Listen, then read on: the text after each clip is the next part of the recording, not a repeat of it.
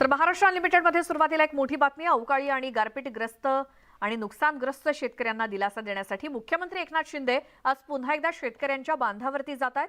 मुख्यमंत्री शिंदे आज अहमदनगर आणि धाराशिव जिल्ह्यातील अवकाळी पाऊस आणि गारपिटीमुळे नुकसान झालेल्या भागाची पाहणी करणार आहेत. तसंच ते नुकसानग्रस्त शेतकऱ्यांशी संवाद साधतील. पारनेर तालुक्यातील वनकुटे गावात पाहणी केल्यानंतर एकनाथ शिंदे धाराशिव जिल्ह्यातील धारूर आणि वाडी बामणी या गावात नुकसानाची पाहणी करणार आहेत. काल मुख्यमंत्र्यांनी नाशिक जिल्ह्यातल्या नुकसानग्रस्त भागाचा पाहणी दौरा केला होता आणि आज धाराशिवमध्ये चाललेत मुख्यमंत्री एकनाथ शिंदे.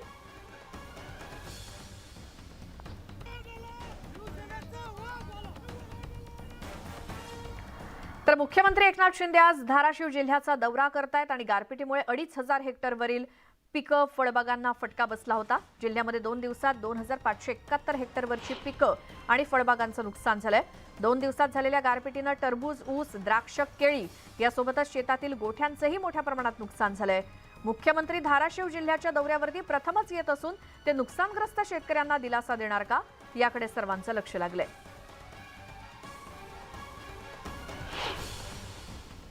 सगळे भांडे फुटले, सगळं मध्ये पाणी आलं, पाणी उपसू गारा उपसू बेजार झाले. गारा टोपल्यात भरून ठेवले होत्या दाखवाय मी कालच. लय झालं नुकसान, लय आम्हाला लागल्या गाऱ्यावरून टप टप, जनावर आरडायले गारा लागायल्या की. लय झालं, आम्ही तर वाचताल म्हणून असं वाटतच नाही. शेडमध्ये सगळ्या गारा आल्या, चवाळा ही लावलेलं होतं, सगळं फाटून सुद्धा आतमध्ये आलं. अण्णासाहेब पाटीलचं मी 10 लाख रुपये कर्ज काढलं होतं. सगळं कर्ज सगळं पाण्यात गेली, सगळी मेहनत. सगळ्या कोंबड्या मरून पडल्यात. आता बाहेरचं सौर पॅनल बसवलं होतं, ती सुद्धा फुटलं. सगळं पाईपलाईन हाताळली होती, सगळं फुटून झालं. लय नुकसान झालं. ह्या केळीच्या खर्चामुळे कर्ज काढलं शेवट ते मिळाला. ज्यावेळेस मला ते फेडायचं त्या पिरियडला माझी नुकसान झाली. काय काय झालं दुसरीकडे नुकसान? काय काय सोलारच्या प्लेट गेल्या, हे टरबूज गेले, हे पुन्हा मका कडवळ गेले, जनावरांचं गेले खाद्य. राज्यामध्ये मार्च महिन्यात झालेल्या अवकाळी पावसाचा फटका बसलेल्या शेतकऱ्यांना राज्य सरकारनं मदत जाहीर केली. या नुकसानग्रस्त शेतकऱ्यांना राज्य सरकारकडून 177 कोटी 80 लाख 61 हजार रुपयांचा निधी वितरित करण्यात आला आणि नुकसानग्रस्त शेतकऱ्यांना तातडीनं दिलासा देण्यासाठी मुख्यमंत्री एकनाथ शिंदेंनी या संदर्भात प्रशासनाला निर्देश दिले होते. त्याचबरोबर निधी वितरित करण्यात आलाय आणि 4 ते 8 मार्च आणि 16 ते 19 मार्च या कालावधीत झालेल्या अवकाळी पावसामुळे शेती पिकांचं प्रचंड नुकसान झालं होतं. आपण ग्राफिक्सच्या माध्यमातून पाहूयात विभागनिहाय कसा निधी वितरित करण्यात आलेला आहे. तर अमरावती विभागात 24.57 कोटी 95 हजार इतकी मदत वितरित करण्यात आली. नाशिक विभागात 63 कोटी 9 लाख रुपये, पुणे विभागात 5 कोटी 37 लाख रुपये, तर छत्रपती संभाजीनगर या विभागात 84 कोटी 75 लाख इतकी मदत वितरित करण्यात आली. तर राज्यामध्ये सर्वदूर अवकाळी पावसानं धुमाकूळ घातलाय आणि मदतीच्या प्रतीक्षेतील बळीराजाची पुन्हा एकदा दैना उडाली आहे. कारण विदर्भासह पश्चिम महाराष्ट्र असेल किंवा मराठवाड्यामध्ये मुसळधार पाऊस आणि गारपीट झाली, त्यामुळे शेतकऱ्यांचं मोठं नुकसान झालंय. मावळात तर वादळी वाऱ्यासह आलेल्या पावसानं पिकांची मोठी नासाडी झाली आहे. यंदा आंब्याला चांगला मोहर आल्यानं आंबा उत्पादक आनंदी होता, मात्र अवकाळी पावसासह झालेल्या गारपिटीनं आंब्याची बाग सुद्धा उद्ध्वस्त केली आहे. तर जळगावच्या मुक्ताईनगरमध्ये अवकाळी पावसामुळे फळबागायतदार आणि लिंबू उत्पादकांचं मोठ्या प्रमाणात नुकसान झालंय. सोलापुरात अवकाळीमुळे 26 गावं आणि 119.4 हेक्टर क्षेत्र बाधित झालंय. तर धाराशिवमधील 2,500 हेक्टरवरची पिकं आणि फळबागांचं नुकसान झालंय. अवकाळीमुळे 71 गावं बाधित झाली आहेत आणि गोंदियात तर अनेक घरांची छतं देखील उडाली आहेत.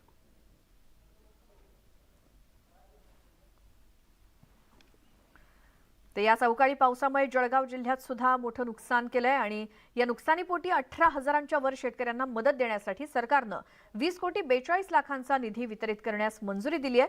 मदत वाटप झाल्यानंतर लाभार्थ्यांची यादी आणि मदतीचा तपशील जिल्ह्याच्या संकेतस्थळावरती प्रसिद्ध करण्याचेही आदेश जिल्हाधिकाऱ्यांना देण्यात आले आहेत. गोंदिया जिल्ह्यात सुद्धा वादळी वाऱ्यासह पडलेल्या पावसामुळे शेतीला फटका बसलाय. जिल्ह्यातील 148 घरं आणि 18 गोठ्यांचं नुकसान झालंय. या नुकसानीचे पंचनामे करून भरपाई द्यावी अशी मागणी शेतकऱ्यांनी केली. वाशिम जिल्ह्याच्या मंगरुळपीर तालुक्यात पडणाऱ्या मुसळधार पावसाचा फटका ज्वारी पिकाला बसलाय. उभं पीक भुईसपाट झाल्यानं शेतकरी हवालदिल झालाय.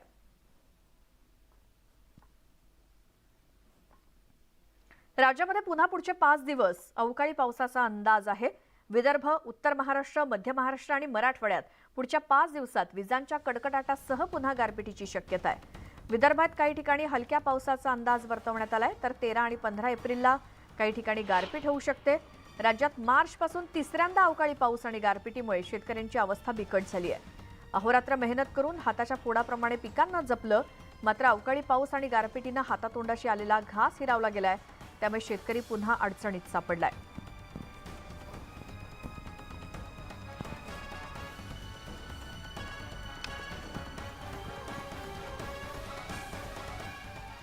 तर यंदाचा मान्सून कसा असेल या संदर्भात भारतीय हवामान विभागाची एक पत्रकार परिषद होणार आहे आणि यावर्षी देशामध्ये मान्सूनची स्थिती काय असेल याबाबतची माहिती या पत्रकार परिषदेतून देण्यात येईल.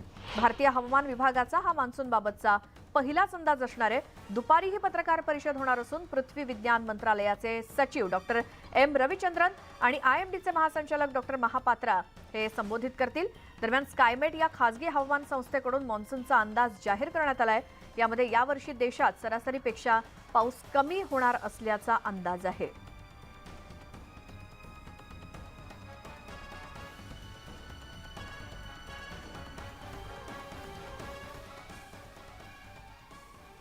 मावळ तालुक्यामध्ये काल अवकाळी पावसानं थैमान घातलं. गारपीट देखील मोठ्या प्रमाणात झाली आणि वादळी वाऱ्यासह झालेल्या या पावसामुळे पॉली हाऊसचं मोठ्या प्रमाणात नुकसान झालंय.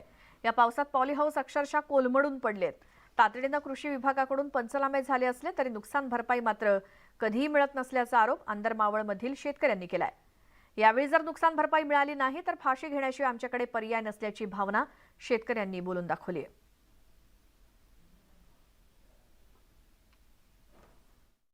एकही रुपया सरकार फक्त पंचनामा करून येते, एकही रुपया दिला नाही. इथं खासदार येऊन गेले, आमदार येऊन गेले, अनेक मंत्री येऊन गेले, पण कधीही शेतकऱ्यांचा विचार केला नाही आणि करत सुद्धा नाही.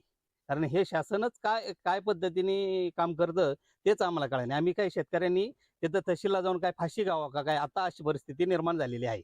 आम्ही 3 वर्ष झाले याचा चटका सोसतोय, पण सरकार आम्हाला काही मदत करत नाहीये, काही आमच्याकडे लक्ष घालत नाहीये. शेतकरी आम्ही फुल शेतकरी नाहीये का? आज एकही फुलवाल्या शेतकऱ्याला पैसे मिळत नाहीये. 3 वर्ष झालं आम्ही आज हे सोसतोय. तर मला वाटतं शासनाने आता तरी जागा व्हावं आणि आमची कळकळीची विनंती समजून आम्हाला काहीतरी अनुदान द्यावे. आता राज्यामध्ये अवकाळी पावसाचं वातावरण असलं तरी मुंबईमध्ये मात्र सूर्य अक्षरशः आग ओकतोय. उन्हाच्या तीव्र झळा जाणवू लागल्यात. पंखे, कूलर आणि वातानुकूलित यंत्रणांचा वापर वाढायला लागलाय. मुंबईतला तापमानाचा पारा 37 अंशांपर्यंत वाढलाय. उन्हापासून दिलासा करता नागरिकांनी एसीचा वापर वाढवल्यानं त्याचा परिणाम थेट मुंबईच्या विजेच्या मागणीवरती झालाय. एरवी 3000 मेगावॅट पर्यंत असलेली विजेची दैनंदिन मागणी गेल्या 3 दिवसांपासून 3510 मेगावॅट पर्यंत वाढली आहे आणि सोमवारी एका दिवसात तब्बल 300 मेगावॅटनं मागणी वाढली आहे. ही वाढती वीज मागणी हे आर्थिक प्रगतीचं चिन्ह असलं तरी वीज वहन आणि पारेषणच्या दृष्टीनं कंपन्यांसाठी ही आव्हानात्मक स्थिती आहे.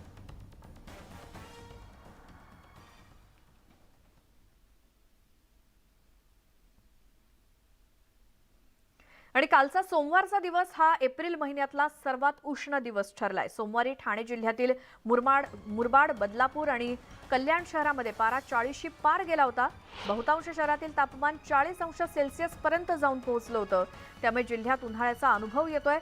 आणखी 4 ते 5 दिवस तापमानात अशीच वाढ होणार असल्याची माहिती खासगी हवामान अभ्यासकांनी दिली आहे. आणि तापमान सातत्यानं वाढत असल्यामुळे या बदलांमुळे मार्च महिन्यात पावसाळा, उन्हाळा आणि हिवाळा अशा 3ही ऋतूंचा अनुभव नागरिकांनी घेतलाय.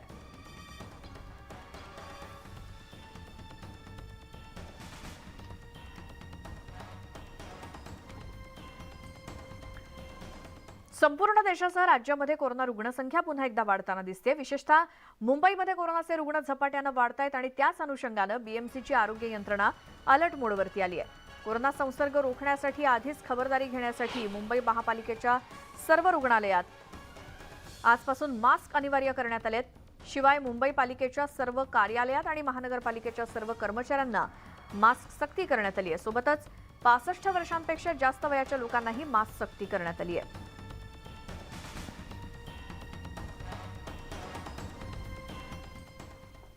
न्यूज 18 लोकमतच्या बातमीचा इम्पॅक्ट दिसलाय ते म्हणजे 2 दिवसांपूर्वी प्रगती धामणकर या कॅन्सरग्रस्त महिलेच्या संघर्षाची कहाणी न्यूज 18 लोकमतनं दाखवली होती. तिला कॅन्सरशी लढत असताना घर जप्तीच्या संकटाला सामोरं जावं लागत होतं. मात्र न्यूज 18 लोकमतनं दाखवलेल्या बातमीनंतर तिला आर्थिक मदत यायला सुरुवात झाली आहे. त्याचसोबत 13 एप्रिल रोजी बँक घर जप्ती करणार होती, पण काही संस्था आणि वकिलांनी बँकेशी चर्चा केल्यानं तुर्तास घर जप्ती थांबवण्यात आली आहे. तिला कर्ज फेडण्यासाठी मुदतवाढ देण्यात आली आहे.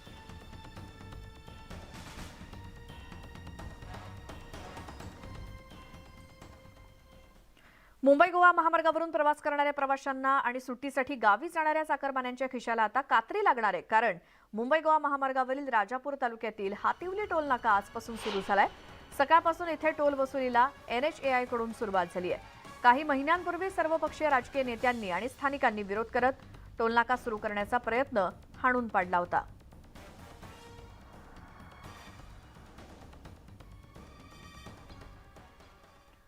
रायगड जिल्ह्यातील कोर्ले येथील उद्धव ठाकरेंच्या कथित 19 बंगल्यांप्रकरणी पहिली अटक झाली आहे. कोर्लेचे माजी सरपंच प्रशांत मिसाळ यांना रेवदंडा पोलिसांनी अटक केली आहे. या कथित बंगल्यांच्या घोटाळा प्रकरणी कोर्ले येथील आजीमाजी 3 ग्रामसेवक आणि 4 सरपंच असे 7 जण पोलिसांच्या रडारवरती आहेत आणि पोलिसांनी दिलेल्या माहितीनुसार या प्रकरणी संबंधितांनी खोटी कागदपत्र सादर केली आहेत. कर कमी दाखवण्यासाठी काही कागदपत्रांची फेरफार केल्याचा त्यांच्यावरती आरोप आहे. दरम्यान अन्वय नाईकांकडून घेतलेली जागा कुणाच्या नावावरती केली याचा तपास करावा लागणार आहे. या पार्श्वभूमीवर मिसाळांना झालेली अटक उद्धव ठाकरे यांच्यासाठी अडचणीची ठरणार असल्याचं मानलं जात आहे.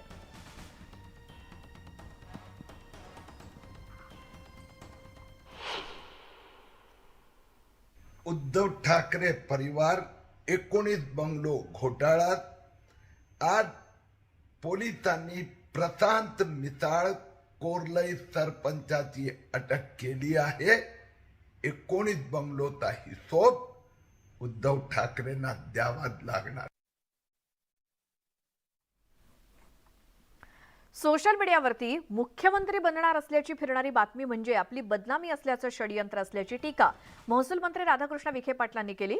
ही बातमी कपोलकल्पित असून शिंदे आणि फडणवीसांचं सक्षम नेतृत्व राज्याला मिळालेलं आहे. अशात कोणीतरी खोडसाळपणे ही बातमी पसरवल्याचा आरोप विखे पाटलांनी केला.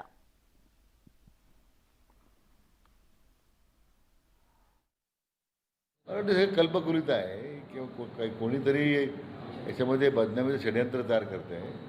अशा कुठल्याही बातम्या अशा कुठल्या वावड्या पसरवण्याचं काम जी मंडळी करतायत, वाटतं काही याच्यामध्ये केवळ आणि केवळ फक्त माझी बदनामी व्हावी हा त्याच्या पाठीमागचा प्रयत्न आहे.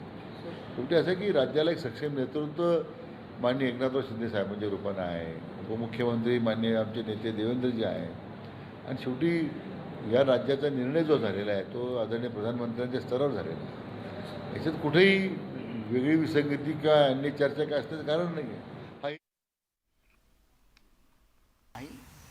तुम्ही जाहीर करा आम्ही भाजपच्या सत्तेत सामील झालेले गुलाम आणि मिंदे आहोत, ते तुम्ही आज जाहीर करून टाका, नाहीतर राजीनामे द्या सत्तेत. चंद्रकांत पाटील बोलले उद्या परत अजून कोण बोलणार, तर याला प्रत्युत्तर तुम्ही कसं ते आम्ही बघू.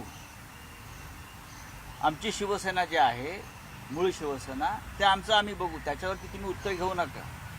जे सत्तेत बसले आहेत आम्हीच खरे त्यांना विचार हा प्रश्न, तुम्ही आता काय करणार आहात.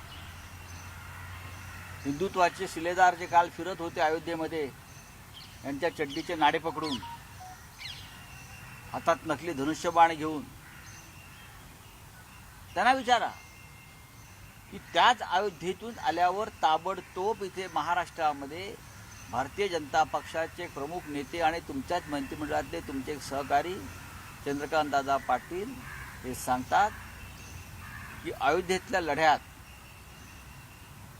बाबरीच्या संदर्भातल्या त्या घटनेत शिवसेनेचा आणि शिवसेना प्रमुखांचा काडीमात्र संबंध नव्हता आणि ते फार कुचेष्टे आणि चेष्टेने बोललेले आहे. काय बोलणार आहे त्याच्यावरती आम्हाला ऐकायचं आहे. मिंदे काय म्हणतात, महाराष्ट्र आणि देश ऐकू इच्छितो. मिंदे काय बोलत आहेत, हिंमत दाखवत आहेत का की परत एकदा शरण जात आहेत. बाळासाहेबांचा मोठा अपमान आहे. नक्कीच अयोध्येच्या संदर्भात आणि त्यानंतरच्या प्रत्येक घडामोडीमध्ये हिंदुत्वाची मशाल पेटती राहावी यासाठी बाळासाहेबांनी केलेला संघर्ष आणि त्याग या देशाला माहिती आहे. आणि त्याच त्यागातून आजचा भारतीय जनता पक्ष सुद्धा निर्माण झाला आहे. लक्षात घ्या, आज जो बीजेपी किंवा भारतीय जनता पक्ष दिसतोय सत्तेत आलेला, त्याच्यामध्ये अटल बिहारी वाजपेयी, लालकृष्ण अडवाणी आणि बाळासाहेब ठाकरे यांच्या तेव्हाच्या प्रखर भूमिका. बाळासाहेब ठाकरे त्या बाबरी कांडानंतर लखनौला जाऊन सीबीआयच्या विशेष न्यायालयासमोर हजर झालेले आहेत. त्यातले ते प्रमुख आरोपी आहेत. हे भाजपच्या नेत्यांना माहीत नाही का? तुम्ही शिवसेनेचं अस्तित्व, बाळासाहेब ठाकरेंचं नामोनिशाण हिंदुत्वाच्या संदर्भात मिटवण्याचा जो प्रयत्न करताय आमच्याच बेईमानांच्या मदतीनं आमच्या पक्षातल्या, हे आम्ही सहन करणार नाही. आम्ही काय करू आम्ही नंतर बघू. पण ज्यांना तुम्ही विकत घेतलेला आहे आणि त्यातले काही लोक बेईमान जे स्वतःला हिंदुत्ववादी मानतात, आम्हीच खरी शिवसेना, आम्हीच खरी हिंदुत्ववादी, त्यांच्या तोंडाला या क्षणापर्यंत कुलूप का लागलं? त्यांनी त्याआधी कुलूप उघडावं, मग आम्ही पाहतो. हा विषय पूर्ण होऊ द्या. चंद्रकांत पाटलांचं म्हणणं आहे की कार सेवकच फक्त होते, असं इतक्या वर्षाने बोलण्याची गरज काय होती? तेव्हा चंद्रकांत पाटील कुठे होते? हे सगळे पळपुटे आहेत. ही मुद्दाम केलेली चिखलफेक आहे बाळासाहेबांवर आणि शिवसेनेवर. मुद्दाम शिवसेनेचं अस्तित्वच नष्ट करायचं यासाठी चाललेले सगळे खेळ आहेत. अभी बोलिए आप क्या है? आदित्य ठाकरे आज हैदराबाद में वाला माइक हिंदी में एक बार बता दें, बताइए। चंद्रकांत पाटिल ने जो स्टेटमेंट दिया है कि बालासाहेब ठाकरे और शिवसेना का कोई रोल नहीं था बाबरी मस्जिद तो आप कहाँ थे? आप तो भाग गए थे. आप किस बिल में छुपे थे ये सबको मालूम है. बाबरी टूटने के बाद भारतीय जनता पार्टी के जो राष्ट्रीय उपाध्यक्ष थे सुंदर सिंह भंडारी का जो बयान आया था वो भारतीय जनता पार्टी का अधिकृत बयान था. और उस बयान में भंडारी जी ने कहा था ये जो बाबरी का जो पतन हुआ है उसमें भारतीय जनता पार्टी का कोई योगदान नहीं है, ना हमारा हाथ है. ये काम यहाँ जो शिवसैनिक थे वो शिवसैनिकों ने किया था. उसके बाद तुरंत बालासाहेब ठाकरे जी ने निर्भय होकर एक हिंदुहृदय सम्राट के नाते कहा, अगर आप कहते हो ये काम हमारे शिव सैनिकों ने किया है तो मुझे उस शिव सैनिकों के ऊपर गर्व है. और आप क्या बोलते हो इतने साल के बाद? मेरा सवाल है, महाराष्ट्र के सरकार में जो लाचार और गुलाम जो बैठे हैं हमारे शिवसेना के नाम पर कि हम ही असली शिव सैनिक है, हम ही हिंदुत्व के शिलेदार है, अब उनका मुंह क्यों बंद है? क्या वो सत्ता छोड़ेंगे बाला साहब के इस अपमान के ऊपर? क्या सवाल पूछेंगे बीजेपी से? यह हमारा सवाल है. सर, स्वातंत्र्यवीर सावरकर यांचा 28 में आज जन्मदिवस आहे. तो स्वातंत्र्य गौरव दिन साजरा व्हावा. प्रोटेस्ट कर रहे हैं राजस्थान में, सचिन पायलट आज प्रोटेस्ट कर रहे हैं. सर, आज दौरा चालू आहे, मुख्यमंत्र्यांचा दौरा चालू आहे. शेतकऱ्यांचं नुकसान झालंय मोठ्या प्रमाणात. आज दुसऱ्या दिवशी परत दौरा आहे. मला जे म्हणायचं ते मी म्हटलं. संजय राऊत माध्यमांशी बोलत होते आणि त्यांनी पुन्हा एकदा शिंदे गटावरती सडकून टीका केलेली आहे. जाणीवपूर्वक चिखलफेक केली जाते आणि त्याचसोबत निषेध म्हणून राजीनामे देणार का असा देखील एक सवाल शिंदे गटाला संजय राऊतांनी विचारलाय. वेगवेगळ्या मुद्द्यांवरून पत्रकारांच्या प्रश्नाला संजय राऊत उत्तर देत होते.